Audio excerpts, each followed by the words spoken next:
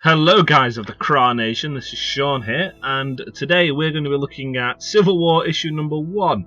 Now this is going to be a fairly quick review, because I really enjoy the issue and I want to get through them as much as I can for you all. Now first, we'll start off traditional, look at the cover. Now, first thing I noticed was there was no artist signatures on the front cover, which I can only assume that there's a combination because the style of Tony, I think I now know why I don't like the new style of Iron Man comics. I think they've got the same artist on board here, which is bloody fantastic if you ask me.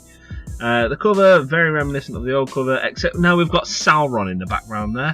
Don't know why, oh, we do know why, it's the kid, it's Elisus from issue 0, we finally find out what happened here. Okay, so we begin. We've got the kid running for his life from Shia LaBeouf. Now you're on the doorstep, sitting inside, Shia LaBeouf, sharpening an axe, Shia LaBeouf. Of course, though, he's not actually running from Shia LaBeouf. He's actually running away, and the Inhumans find him. Madame BDSM there. Beast is now with them, of course, and we have the lizard from Mortal Kombat. His name's Reptile, Sean. Of course, everyone loves a bit of Mortal Kombat. Anyway, we then skip on to what's happening. It turns out everyone's fighting the not Galactus. This is definitely not Galactus, guys. No. If you saw this comic and you thought that was Galactus to begin with, no, you were wrong. Look at him. That is definitely not Galactus. It's just another alternate being who you never get involved with and never learn the name of. Anyway, they're all wondering about how to fight him, and then Spider-Man hears the banhammer coming, and in comes Lady Jane Foster Thor, and then everyone then goes and takes and fights this being. However, everyone here is on this one shot, which is bloody amazing. Let's have a game of spot the character. So of course we've got Lady Thor there, you've got Medusa from the Inhumans down below, you've got our Spidey 616, Colossus below Spidey, Nightcrawler, She-Hulk,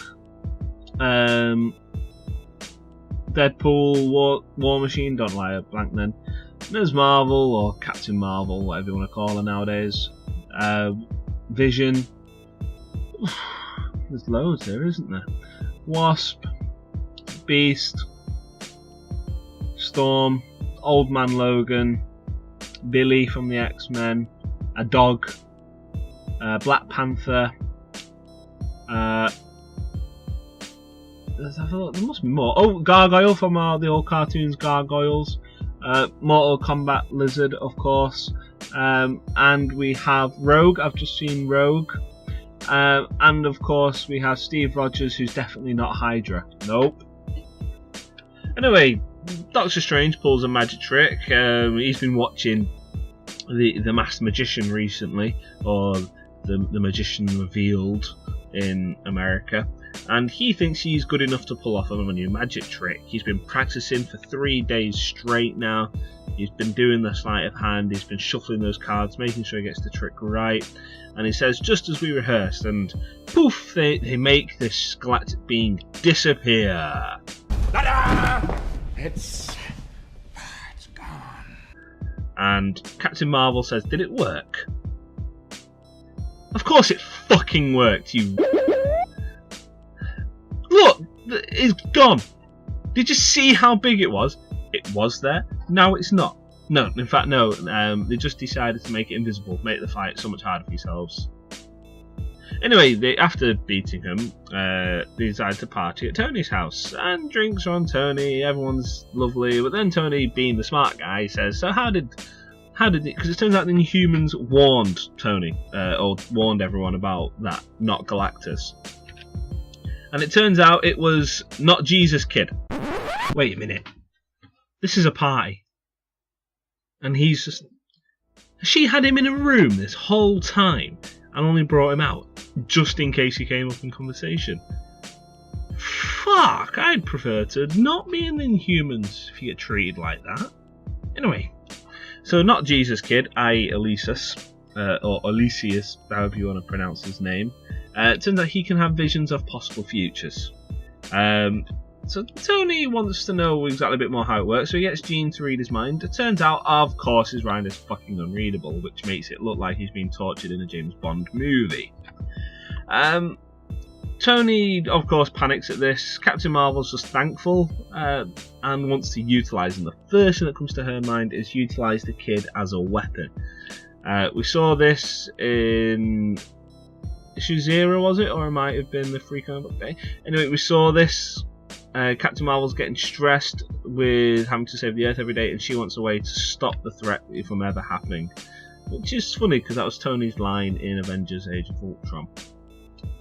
And Tony is more on the lines of, nope, nope, nope. And he has a fucking moral debate and tells Steve Rogers to fuck off. Gaelic puss! Back off! Go on, you Gaelic fucking garlic bread tossers! Tony makes some lovely fan fiction about what's going to happen with the Hulk and Ultron, and a baby popped out, and that's going to end up on Rule 34 on the internet. And Spider-Man says, I'd like to see that, and Tony says, of course you would, you fucking freak. And it goes back to then Inhumans after this has all died down, and Medusa's hugging Lucius because he's had another vision, and he says, we've got to call the Ultimates. Turns out calling the Ultimates doesn't work out so well. We'll find that out. Tony has the worst game of hide and seek ever. It turns out his suit's hidden, and then Mary Jane comes in looking all sad and la-da-da, and she just says, it's Rhodey, he's gone. And Tony looks shocked. Anyway, Tony's pissed. You see the boom. 1 second. Woo! Superhero landing! We see the boom, and Tony just says, where is he? In the voice of Batman. Fucking hell, that was a bit gruesome, isn't it?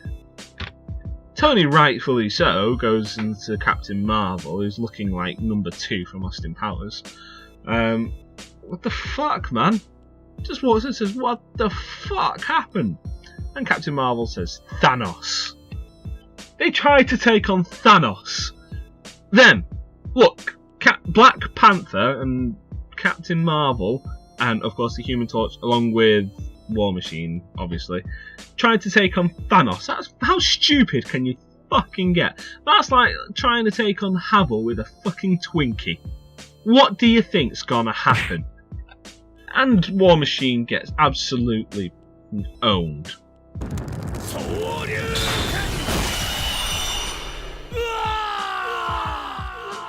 What did you expect? Tony gives, of course, the biggest I told you so fucking ever after he finds out it was a vision from Elysis. Tony's pissed. She-Hulk takes the bleep test and fails. Number 2 from Austin Powers cries because of a stupid mistake. And Tony's pissed, obviously, to go find the kid. And that's where issue 1 ends with Civil War. It was a great issue. Great artwork. Actually, I do want to see where it's going. I am a Tony fanboy. My side is obviously going to be biased as to where I want to be. I'm going to be on Tony's side. I was even on Tony's side during Superior Iron Man. I am his biggest fanboy. However, that does not take away from I do clearly understand the views of Captain Marvel, even from someone as biased as me. It's well written, and I do look forward to reading these more. Other than that, I'm going to give this issue a good 8.5 out of 10. And if you guys want to be part of the CRAA-Nation, please comment, like, subscribe, see our more videos, tune in, check Dave's out. Dave reviews Power Rangers, and he does a lot more, and we're going to be doing more games in the future. Other than that, may the power protect you, always.